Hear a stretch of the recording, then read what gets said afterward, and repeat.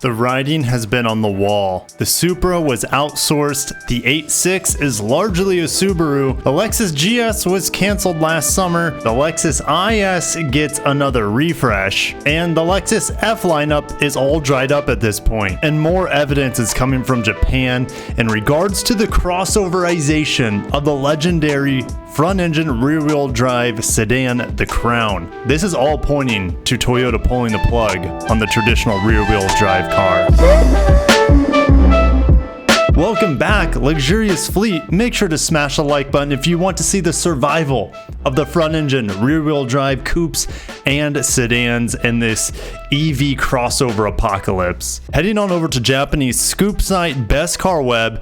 Keep in mind, this is all translated from Japanese from Google Translate, so some of the things don't make a whole lot of sense. But the author is saying he's seen the Crown of, I don't know what that word is, again, translation, but the truth of SUV conversion is finally revealed. If you want the whole backstory on this development, make sure to watch my first video on how the Crown is going to be converted into an SUV. We're going to dive further into that today. We're also going to talk about how this is going to affect rear-wheel drive cars from Toyota, from Lexus going forward massively. There's a report of the next Crown SUV from Chunichi Shimbun. I could have butchered that, but that was back on November 11th, and there's a lot more details coming from that newspaper in Japan.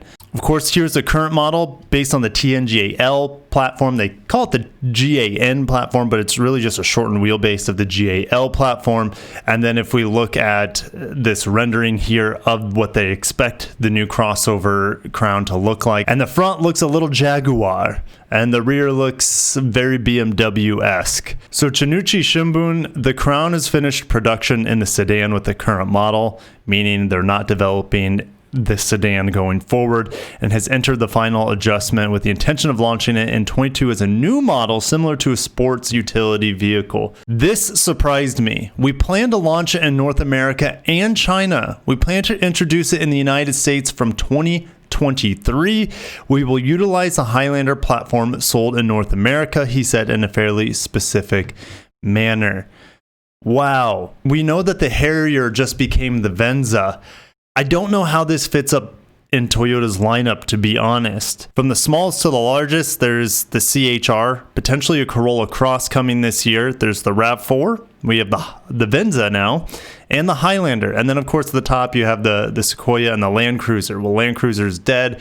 Sequoia will stick around. I just don't see where this would fit in the Toyota lineup. However, it would make a lot more sense making it a Lexus. Maybe the next RX shares something with this upcoming Crown SUV. It's really hard to say. Let's keep reading. They further say that the new development of the front-engine rear-wheel drive platform of the Crown class has been frozen. Well, that was made apparent obviously with the cancellation of the GS and the lack of development on the IS as well. The Crown has some export specifications, meaning it does go to other markets other than just Japan, however is basically developed as a domestic model. And they talk a lot about the width of 1800 millimeters or less being pointed out, and they want to make it more narrow for the Japanese market. The problem is it's really difficult based on the TNGA-L platform.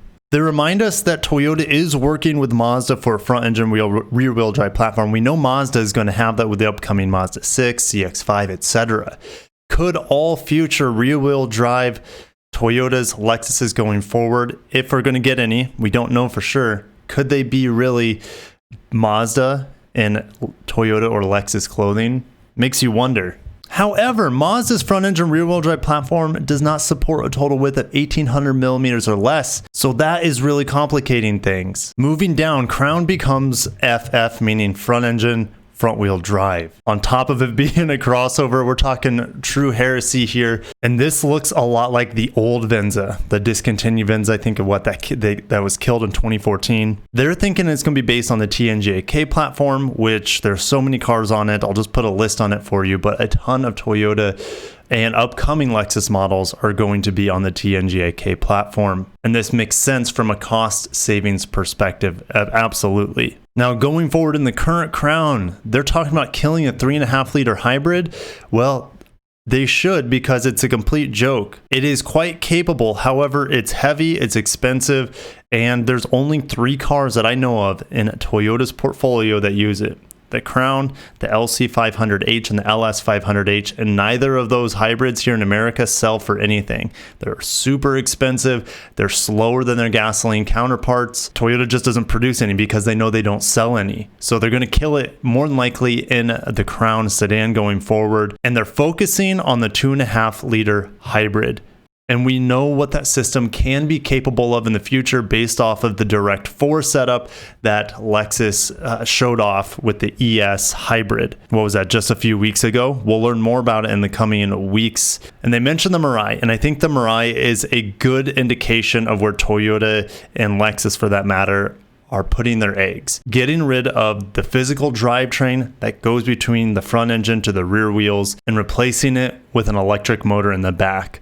We see it in tons of their hybrids already, tons of them, between the Toyota and Lexus lineup. And that ES Direct 4 concept really proved what it can do. With Japan killing the internal combustion only engine cars in the next 10 to 15 years, and other governments around the world doing the same thing, wouldn't it make sense to just stop development on front engine rear wheel drive models, maybe put a little R&D with Mazda as they develop that platform, but really just focus on making the best hybrids as possible, putting a large electric motor, a highly capable electric motor on that rear axle, save a little bit of weight as well, and give you way more interior space in the cabin because you don't have a huge tunnel going from the engine all the way back to the rear wheels. Here's another rendering of the Crown, and this looks more like a Highlander, but kind of like a coupe version of the Highlander. Now here's some very interesting things talking about Toyota World Championships, which was held back November 23rd, so a little over a month ago at the time of this recording. And it happens every 4 years. I guess Toyota gets together with a bunch of employees, higher ups, and they talk about their history and where the brand's going. But it's pretty exclusive.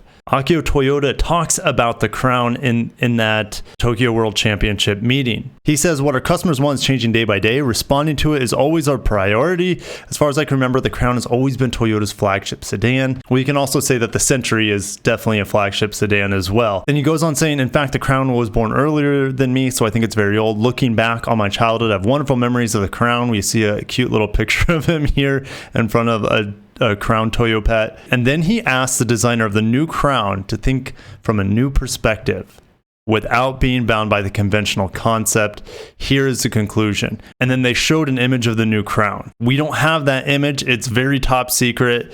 Editor-in-chief Kagawa saw it, but the people in the audience could not see the image. Very sneaky, but very Toyota-like. What does this mean for Toyota and Lexus? Well, the TNGA-L platform isn't going to go away anytime soon. We'll surely see a redesign of the LC and LS on it.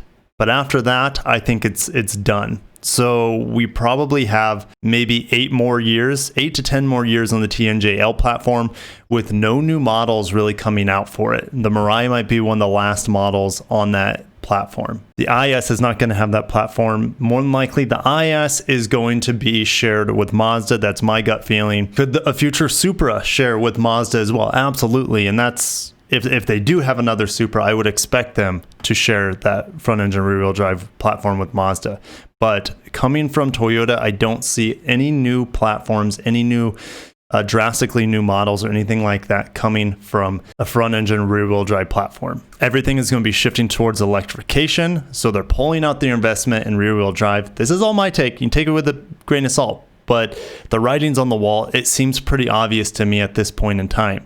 And this isn't just Toyota, guys. This is going to affect the entire industry going forward, slowly but surely, as gasoline engines are just put on the shelf, back in the corner, outdated piece of technology. Mechanical rear wheel drive and all wheel drive for that matter is going to be a thing of the past. This upcoming Land Cruiser is going to be, of course, have mechanical all-wheel drive. Of course, the Tundra, everything on the ladder frame platform, the TNGA F platform will have mechanical all-wheel drive. But besides that, and the TNGA-L platform, which is kind of end of line. They're not going to have a successor rear-wheel drive platform, solely Toyota. Everything else is going to be electrified on that rear axle going forward. And I don't know what else to say, guys. I don't know whether to be sad. I am a little bit sad. It doesn't look good for some of our favorite cars throughout the entire industry.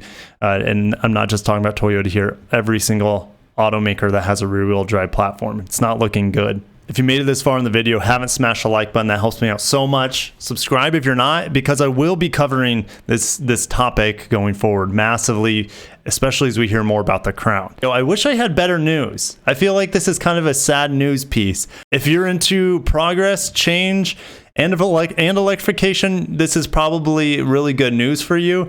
But yeah, for most of us, and we know the perfection of certain cars, like the Straight Pipes just came out with an LC 500 review today, saying it's one of the best cars they've ever driven, and it's absolutely one of the best cars Lexus has ever produced. And I've reviewed that car as well way back in the day on this channel. I will review it again, especially the convertible down in Florida when I move down there. And guys, I'm going to cut myself off. Have a wonderful day. Take care of yourselves. Happy New Year, and peace out.